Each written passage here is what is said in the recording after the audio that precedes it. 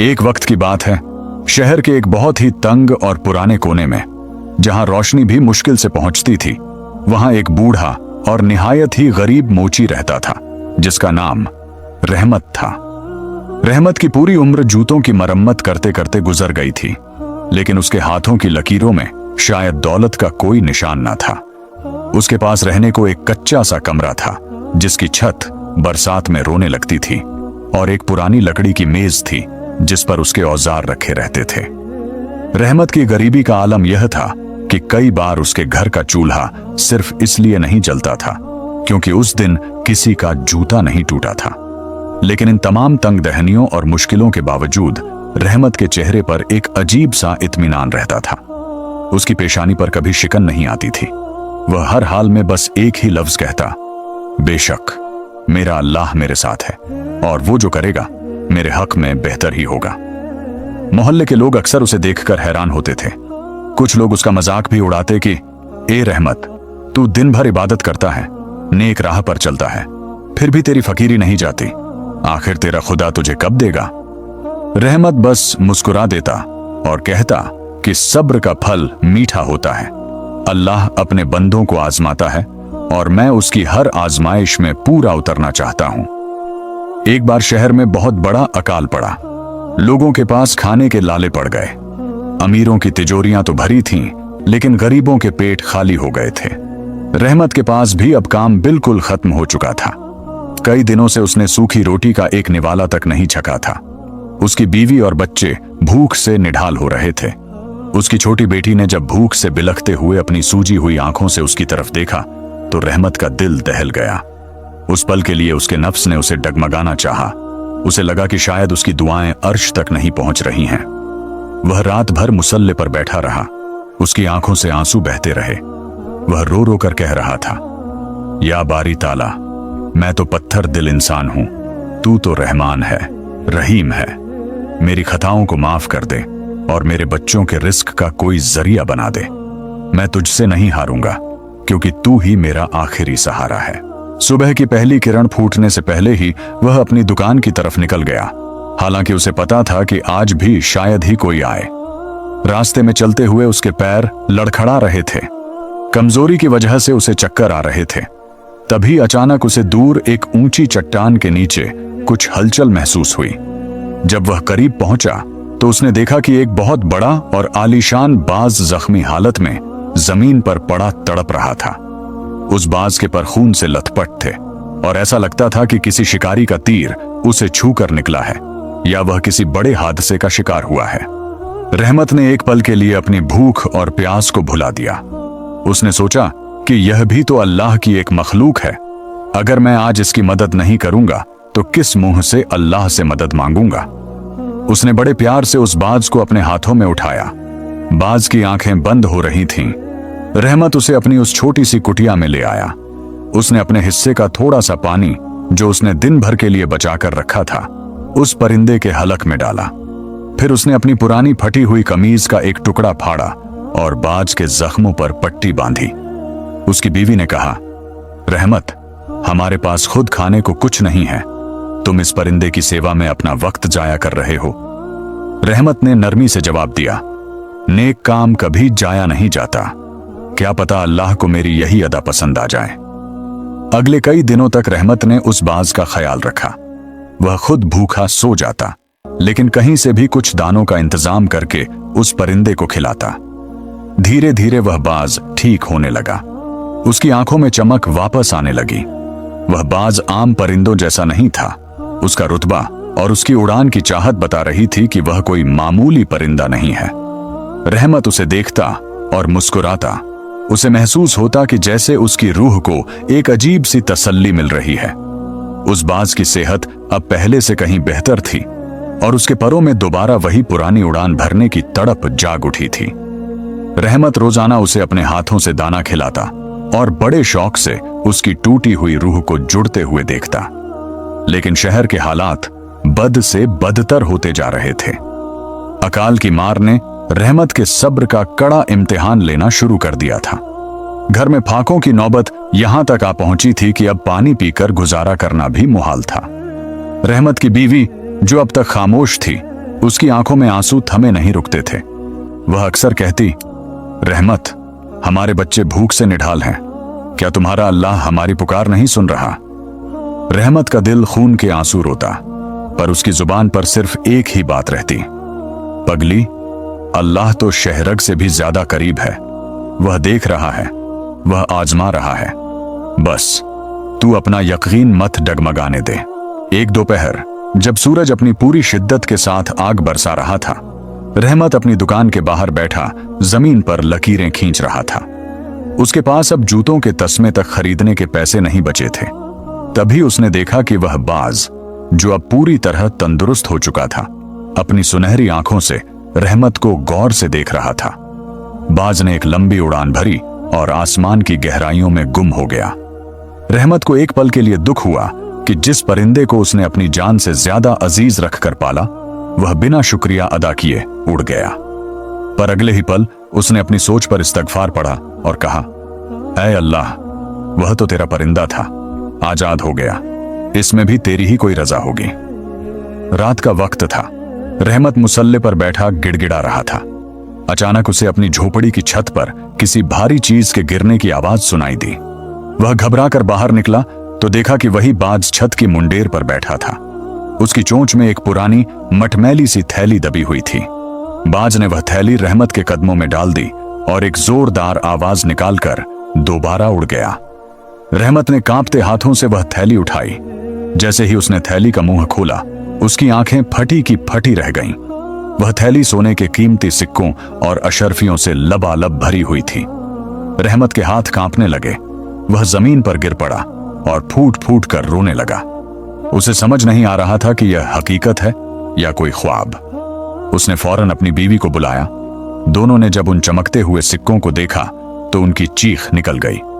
रहमत की बीवी ने कहा, रहमत, यह कहां से आया? क्या यह किसी का चोरी का माल तो नहीं?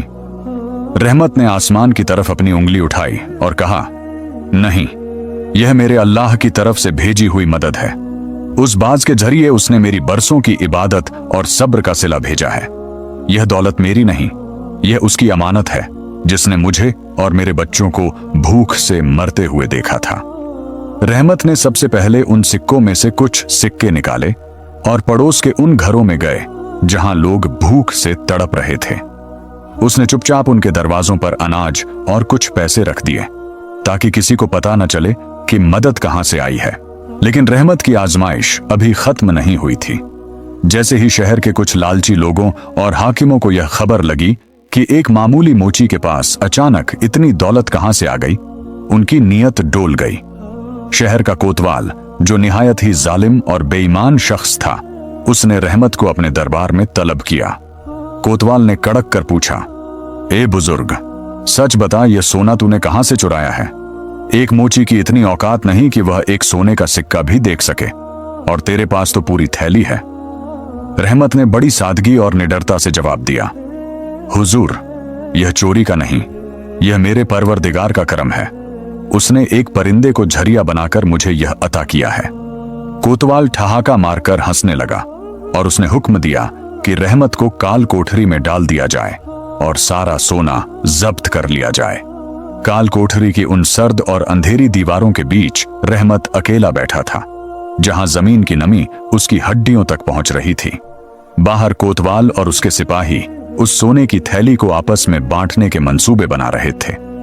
रहमत के हाथ और पैरों में भारी जंजीरें डाल दी गई थीं, लेकिन उसके चेहरे पर खौफ का साया तक न था।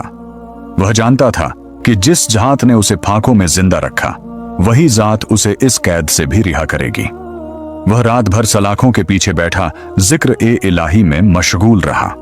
उसके दिल से बस एक ही सदा निकल रही थी, ऐ मेरे मौला, तूने ही मुझे नवाजा था और तूने ही मुझे इस आजमाइश में डाला है।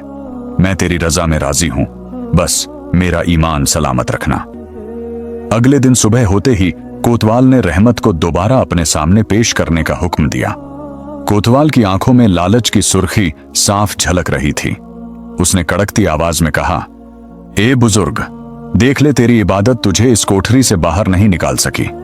अब भी वक्त है, सच उगल दे कि यह खजाना तुझे कहां से मिला। क्या तूने किसी पुराने किले की दीवार खोदी है या किसी मुसाफिर का गला रेता है? अगर तूने सच नहीं बताया तो आज तेरी खाल खिंचवा ली जाएगी। रहमत ने अपनी झुकी हुई कमर को सीधा किया और कोतवाल की आंखों में आंखें डालकर कहा, हाकिम, सच वही है जो मैंने कल कहा था।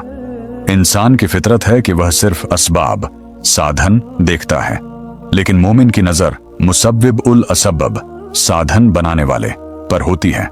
वह बाज अल्लाह का कारिंदा था और वह सोना उसी का रिजक था। कोतवाल आगबूला हो गया और उसने झल्लाद को इशारा किया।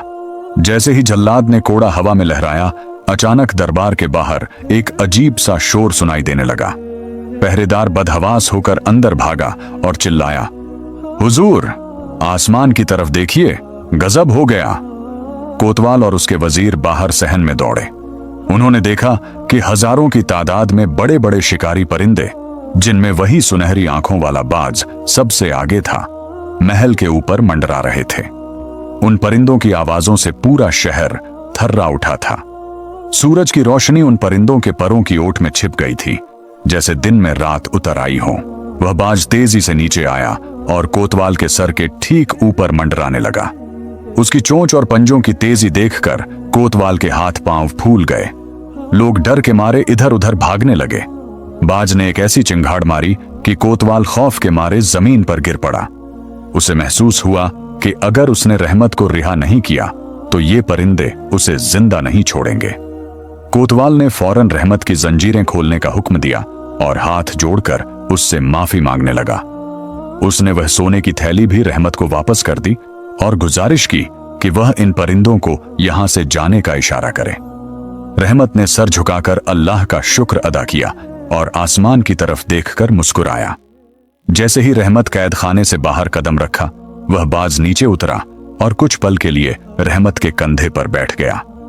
रहमत ने प्यार से उसके पैरों को सहलाया और कहा, जा मेरे दोस्त, तूने मेरा हक अदा कर दिया। बाज और उसके साथ आए तमाम परिंदे एक पल में नीले आसमान की ऊंचाइयों में ओझल हो गए। शहर के लोग, जो अब तक रहमत को एक मामूली मोची समझते थे, अब उसे अल्लाह का वली कहने लगे थे। रहमत घर पहुंचा तो उसकी बीवी और बच्चे उसे सही सलामत देखकर झारों कतार रोने लगे। रहमत ने उन्हें गले लगाया और कहा, देखो, यकीन की ताकत क्या होती है। दुनिया की कोई ताकत उस शख्स को जलील नहीं कर सकती जिसकी हिफाजत खुद परवरदिगार करे। लेकिन अब रहमत की सोच बदल चुकी थी। उसने तय किया कि वह इस दौलत का इस्तेमाल अपनी ऐश ओ आराम के लिए नहीं, बल्कि दूसरों के आंसू पोंछने के लिए करेगा। उसने सबसे पहले शहर के यतीमों और बेवाओं की लिस्ट बनवाई और हर रात भेष बदलकर उनके घरों तक राशन पहुंचाने का काम शुरू कर दिया। रहमत के पास अब दौलत की कमी न थी, लेकिन उसका दिल आज भी उसी पुरानी फटी हुई छटाई पर बिछा था जहां उसने अपनी उम्र की तमाम तंग दहनियां गुजारी थीं। शहर में अब उसकी इज्जत एक अमीर आदमी की तरह नहीं, बल्कि एक ऐसे दरवेश की तरह थी जिसके दरवाजे से कोई खाली हाथ नहीं लौटता था। रहमत ने अपने घर के पास एक छोटा सा मुसाफिर खाना तामीर करवाया, जहां मुसाफिरों के ठहरने और खाने का मुफ्त इंतजाम था।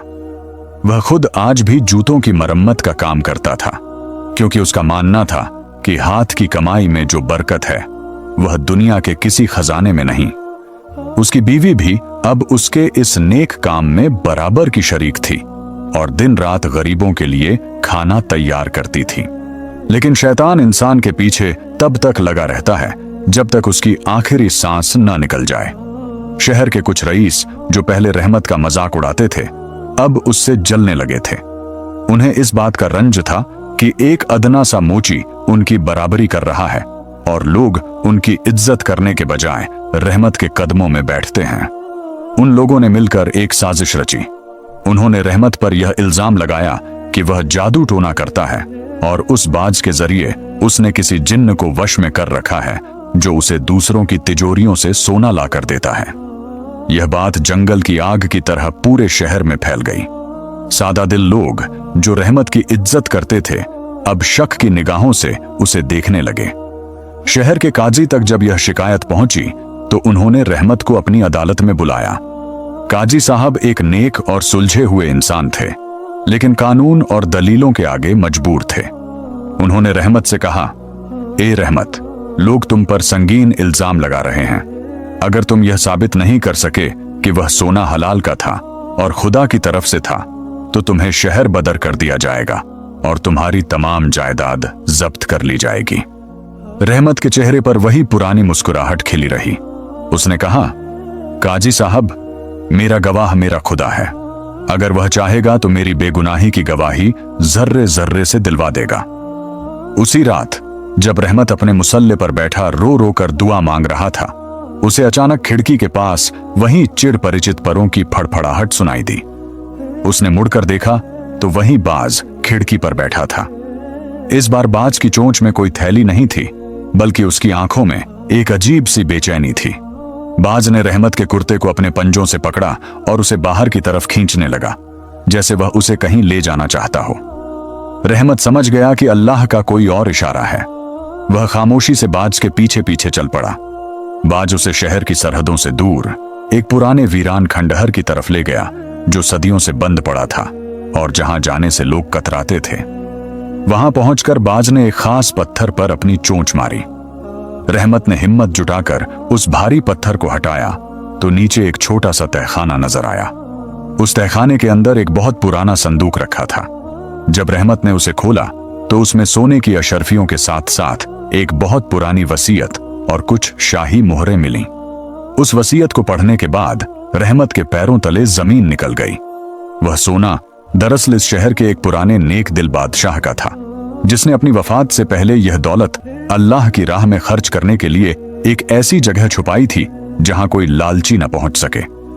वसीयत में लिखा था कि जो शख्स भी इस खजाने तक पहुंचेगा उसे एक सादिक और अमीन, सच्चा और ईमानदार होना चाहिए, और एक खास निशानी, एक जख्मी बाज की जान बचाने वाला ही इसका हकदार होगा। रहमत को समझ आ गया कि वह बाज उस खानदान की सदियों पुरानी वफादारी का प्रतीक था, जिसे अल्लाह ने रहमत की आजमाइश और मदद के लिए मुंतखब किया था।